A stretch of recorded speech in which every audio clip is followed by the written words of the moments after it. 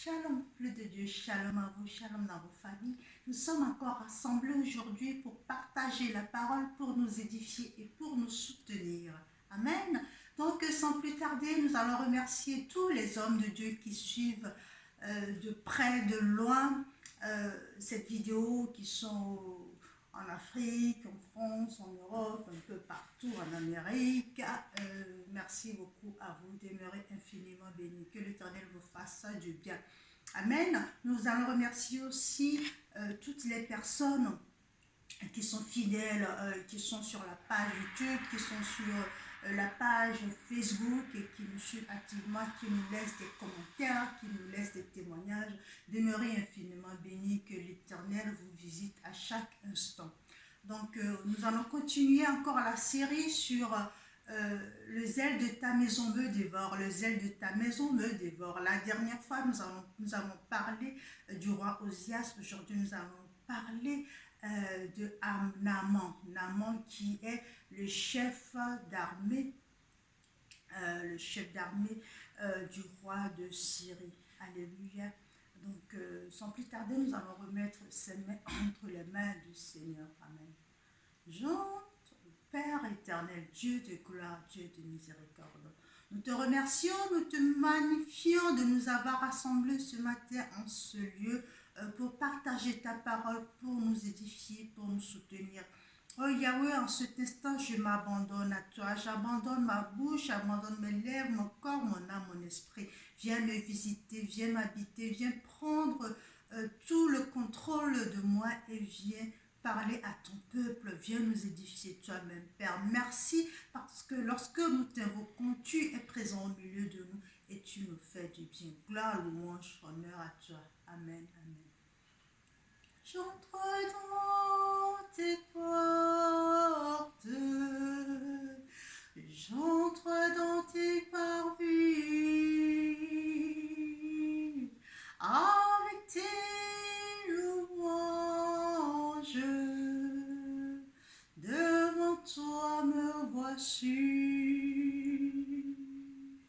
Amen, amen, amen. Oui, devant toi, me voici, Seigneur. Devant toi, nous voici encore pour nous soutenir. Donc, nous allons continuer la série sur le zèle de ta maison me dévore. Je rappelle juste que nous sommes dans un sous-thème qui s'intitule la lèpre spirituelle. La lèpre spirituelle qui est en fait le résultat de la lèpre, du zèle pur qui se transforme en zèle amer et qui a pour résultat, qui a pour conclusion la lèpre spirituelle. Donc hier, la dernière fois, nous avons parlé du roi Osias. Nous n'allons pas revenir là-dessus parce que ce serait trop long. Donc j'exhorte toute personne qui n'a pas eu à écouter, à suivre les propos, les commentaires sur le roi Osias, de pouvoir revenir sur la vidéo que nous avons fait la dernière fois. Donc là, nous allons continuer. Aujourd'hui, nous allons voir le chef d'armée Naaman, alléluia, qui était aussi un lépreux. Donc, ce qu'il faut savoir sur Naaman, c'est que Naaman a aussi de la notoriété, comme Osias. Osias était un roi, certes, mais Naaman, la Bible nous dit que c'est le chef de l'armée du roi de Syrie, mais qui a aussi une importante notoriété et qui a été utilisé par le Seigneur pour pouvoir vaincre, gagner des guerres, malgré qu'il était lépreux. Alléluia, malgré qu'il était lépreux. Donc aujourd'hui, ce serait tout simplement un message d'espoir. Toi qui m'écoutes en ce moment et qui se rend compte que tu es aussi lépreux, que tu as contracté cette pathologie au cours de ton ministère ou sur ton lieu de travail ou dans la société, qu'importe, laisse-moi te dire qu'il y a encore de l'espoir pour toi, ce n'est pas fini. La lèpre n'est pas une fatalité. Amen, je répète, la lèpre n'est pas une fatalité, ce n'est pas encore fini. La guérison de la lèpre, si vous voulez, dans ce passage, Naaman a été guéri de la lèpre. Amen, Naaman a été guéri parce qu'en fait, Naaman est passé par la vraie repentance. Et donc, la finalité pour pouvoir s'en sortir, pour pouvoir guérir de la lèpre spirituelle, il faut passer par la vraie repentance, parce qu'il y a une fausse. Là, Naaman est passé par la vraie repentance et il a réussi, il a gagné, il est guéri. Donc, ce que nous allons dire aujourd'hui, nous allons parler de trois aspects très importants. Nous en avions déjà parlé la dernière fois, mais nous allons continuer. Donc, le verset d'aujourd'hui se trouve dans 2 Rois 5, 2 Rois 5, verset 16. Alléluia. 2 Rois 5, verset 16.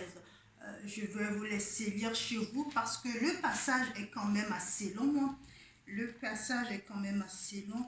2 Rois 5, oui, 2 Rois 5, verset 16, 2 Rois 5, du 1er au 27e verset. Alléluia, 2 Rois 5, du 1er au 27e verset, que je ne dise pas de bêtises. Donc, nous allons voir que Naaman était quelqu'un d'important. Donc, cela veut dire que la lèpre spirituelle atteint surtout les personnes qui ont une certaine notoriété. Alléluia. Les chefs d'armée qui sont aussi des sentinelles. Je rappelle juste sentinelles dans le monde spirituel, sentinelles sur le plan physique. Donc, les chefs d'armée, les responsables de famille, ou alors les responsables de société, les responsables de quartier, de village, les grands hommes de Dieu, voilà, c'est ceux-là que la lèpre spirituelle cible. Parce que pourquoi? Il y a d'abord une sorte d'orgueil qui se transforme en idolâtrie et qui fait qu'ils s'éloignent de la ligne de mire de l'Éternel, ils deviennent infidèles à l'Éternel. Et c'est ça qui fait qu'ils sont atteints de la lèpre spirituelle. La lèpre spirituelle se manifeste aussi par les œuvres de la chair. Alléluia. Ça se manifeste par les œuvres de la chair. Donc, nous allons voir ici au verset 7, quand le roi de Syrie a envoyé un courrier à son homologue, qu'est-ce que l'autre il a dit? Je cite juste le verset. Il lui a dit: je ne suis pas un Dieu pour pouvoir faire vivre et faire mourir. Alléluia, faire mourir et faire vivre, pardon. Je ne suis pas un Dieu pour faire mourir et faire vivre. Ce qui veut dire que la lèpre atteint surtout la chair. Alléluia. Donc, ceux qui sont dans les œuvres de la chair, ceux qui sont installés dans les œuvres de la chair, nous verrons ça dans Galates 5, verset 22, les œuvres de la chair, l'idolâtrie, l'ivrognerie, les mensonges, les calomnies, l'impudicité, tout ça, ce sont les œuvres de la chair. Lorsque tu as une certaine notoriété, que tu es installé dans tous ces œuvres, nous avons vu aussi la dernière fois tout ça, sois-en sûr que la lèpre spirituelle ne va pas te rater. Donc, la finalité de tout ça, c'est la repentance. Nous allons voir ici que lorsque Naaman est arrivé chez l'homologue du roi de Syrie, le prophète Élisée s'est occupé de lui. Alléluia. Le prophète Élisée, qu'est-ce qu'il a fait? Il a vu Naaman, il lui a demandé d'aller se laver dans le fleuve Jourdain 7 fois. Alléluia. Je rappelle juste que 7 est le chiffre de la purification, chef est le chiffre de la perfection, chef est le signe, est le chiffre de l'accomplissement. Alléluia. Parce que Élisée a vu le cœur sincère, le cœur de repentant de Naaman. Élisée lui a tout de suite demandé d'aller se laver et il s'est délivré. Donc, en fait, c'est sa foi qui l'a sauvé. Et c'est son cœur pur, c'est son cœur honnête qui l'a sauvé. Donc, toi qui es en train de m'écouter en ce moment et qui se dit, ouais, depuis que la sœur parle, depuis que la servante parle, je me suis retrouvée dans tous ces critères et je pense bien que j'ai cette lèpre, que j'ai contracté cette lèpre et que je suis contagieux. Je veux te dire qu'il y a encore de l'espoir pour toi. Alléluia. Parce que tu peux passer par la vraie repentance. Donc toi qui m'écoutes et qui, du fond de toi, toi, du fond de ton cœur, tu sens un petit pincement et tu te dis, mais Seigneur, oui, j'ai vraiment péché contre toi, je veux revenir à toi, je veux revenir, que tu puisses me laver, que tu puisses me purifier. Je déclare en ce moment sur ta vie que tu reçois la guérison. Alléluia. Ici, Élisée a demandé à Naaman d'aller se laver dans le fleuve Jourdain, mais ce n'est pas un rituel que tout le monde devrait observer. Alléluia. Il y a certains, il faut juste une parole, il y a d'autres, il faut une visitation du Saint-Esprit, et pour finir, pour certains, il faut juste qu'ils y croient et que leur foi puisse les délivrer. Donc toi qui m'écoutes en ce moment, reçois cette parole, que le Saint-Esprit te visite en cet instant précis où je parle, que tu sois délivré de ta lèpre parce que Dieu t'a visité, Dieu a regardé ton cœur, a vu que tu as un cœur de repentant. Alléluia, nous n'allons pas trop tarder aujourd'hui. Comme j'ai dit la dernière fois, il y a certains qui ont du mal à télécharger les vidéos. Donc, nous allons faire à chaque fois de plus petites séquences afin que tout le monde puisse en bénéficier. Demeure béni, bien-aimé, et n'oublie pas, tu es un Dieu qui t'aime. Alléluia. Tu viens de recevoir la visitation divine et n'oublie pas, lorsque tu reçois une visitation divine, ne retombe plus dans le même péché. Alléluia, de peur qu'il ne t'arrive quelque chose de pire. Ne retourne plus dans le même péché de peur qu'il ne t'arrive quelque chose de pire. Demeure béni. Jésus soit le centre de ma vie. Oh Jésus soit le centre de ma vie. Dont je nage, tu étais là. Toujours tu étais, toujours tu seras, Jésus, Jésus.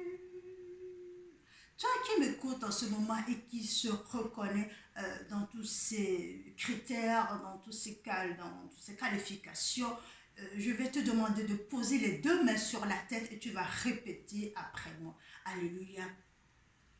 Père éternel, Dieu de gloire, je me reconnais en tant que pécheur. Je viens à toi, Yahweh. Je te demande humblement pardon. Pardon du fond du cœur. Parce que oui, mon Dieu, j'ai péché contre toi. Je ne suis plus digne d'être appelé ton fils.